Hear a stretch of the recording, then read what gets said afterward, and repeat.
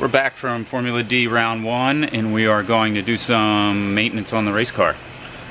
First thing we're going to do is pull the gearbox, check it out internally, and also check out the clutch, see how it's wearing, make sure it's not wearing prematurely, and check out the driveline in general while we're under there.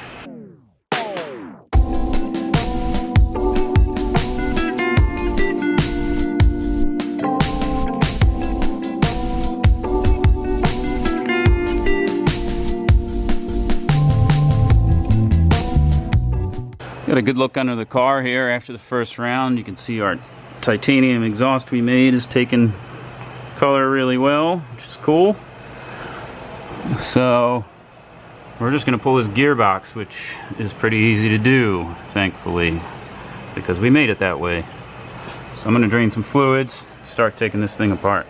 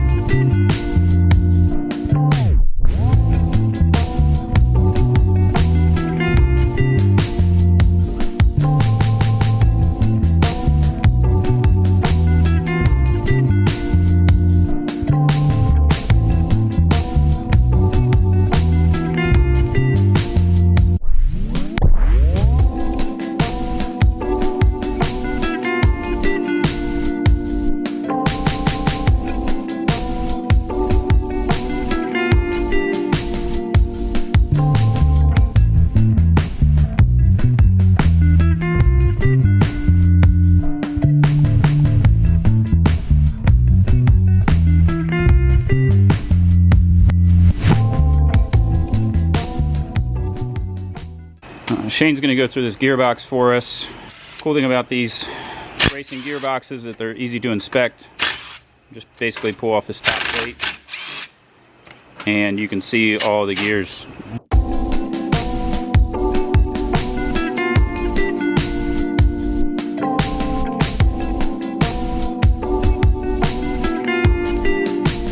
So once you get that top cover off, you can inspect your components.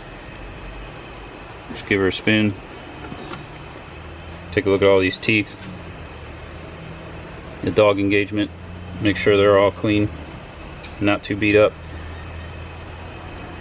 So with the bell housing off, we've got access to our clutch. We run an ACT triple disc in here, and the discs will wear over time, but I'm not too worried about them being worn already. But just to make sure that they're wearing evenly and our floaters aren't too warped or anything, I'm going to pull this thing apart, check for any potential cracks in the discs, and just give it a thorough inspection before putting it back together and putting the gearbox behind it. Got our clutch back out, and we can inspect everything.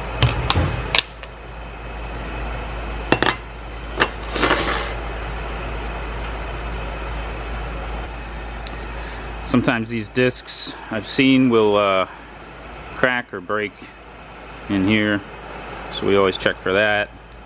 I haven't seen that happen in a long time. They redesigned these and they've been really reliable ever since. They put this giant relief hole here. So what we're looking for here is to make sure that these floaters are not warped too bad or at all. This clutch is still like brand new. It's got, you know, testing, minimal testing, and some dyno time, one drift event. Make sure that it's not wearing or the friction material is breaking off, and make sure there's no cracks in the disc itself. And this thing checks out great. I usually will just check the thickness with the caliper. These things are 200 when they're brand new, and this thing is still brand new. So we got our clutch pack all put together here. As you can see, just basically stack it back together and then use a rubber band. It comes, when you buy these, they come with a rubber band. It holds all these little standoffs on there. It makes installation very simple. Usually use a spare input shaft as an alignment tool, but that's in the trailer, which we don't have here. So I'm just using this plastic alignment tool, which should work just fine. I've got my transmission back on. Shane helped me lift that up in there. Oh, bell housing's back on. Our Andrews gearbox is back in. I touched up some paint here with some Steal-It, so I'm letting that dry before I put the trans mount back on. But yeah, while I'm doing that, I'm draining the engine oil. It comes out of the passenger floorboard here, which is where we have the drain for the dry sump tank. While that drains, I'm going to put the drive shaft hoop and exhaust back in. One more thing we do while we're under here is change the diff fluid. And normally we'd preemptively put a different gear in the rear cavity just in prep for the next racetrack, but because we're going to go testing at a small track, we're just going to leave this short gear in it that we ran in St. Louis. So I drained the engine oil, right? And we also have the engine oil filter, the pre-filter here. It's a regular spin-off filter like any other. However, this is a Cetrab filter, Cetrab brand filter. And the cool thing about it is that it comes apart. It has like a mesh filter inside that you can clean and reuse. So I'll show you that. It's pretty cool.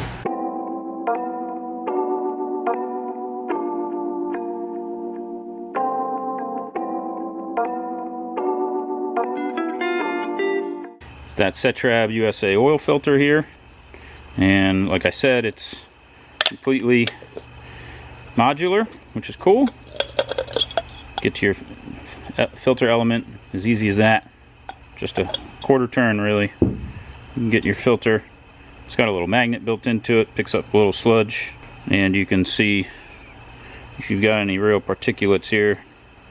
Looks like you might have a little bit of sealant. Not much though. So we'll clean this out real good, take a pick to it, see what we're working with. So once we've got your filter element all cleaned up, what we gotta do is stick it back in here, put our spring on.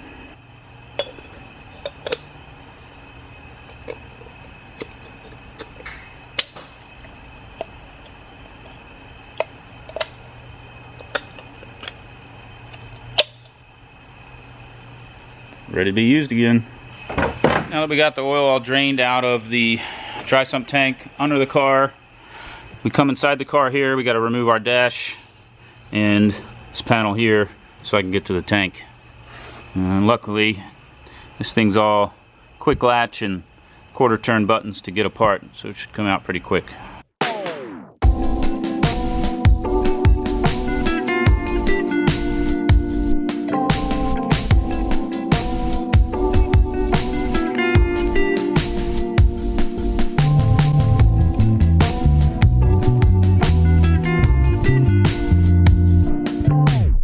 Now that we got our panels out, you can see our dry sump tank and all our plumbing. And this is where we fill, but before we get to that, we're going to check this return filter here. This is a filter for the oil returning back into the tank coming out of the engine. So this engine package has two oil filters, one for the oil going into the engine, and then one to catch stuff that's coming out of the engine as well. So here's the lid off of that filter, and here you can see that mesh screen.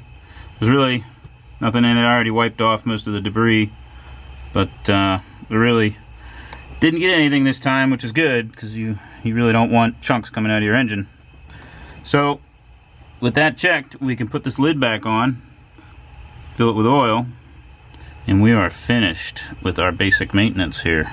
Alright, so in this car we're running this Valvoline racing oil. There, yep. And it comes in these 5-gallon pails, so we just pump it right in with a bucket pump. Makes it easy, pretty clean. Well, we can get a funnel in here to dump it in. This just makes things a little easier. So we just pump it in, no big deal. Right here on the side of the tank is a convenient little sight level that we can just barely see here. we got the oil right in there, right about at the halfway mark. And that's where we want it for this thing. You don't want to overfill these because it'll just spit it out the catch can. And that's a wrap on our basic Pro Drift car re-prep. There's usually often more stuff involved, but those are like the constants, things that we do basically every round. If you'd like to see anything more in-depth, let me know in the comments and I'll try and make a video about something in particular for you. Thanks for watching.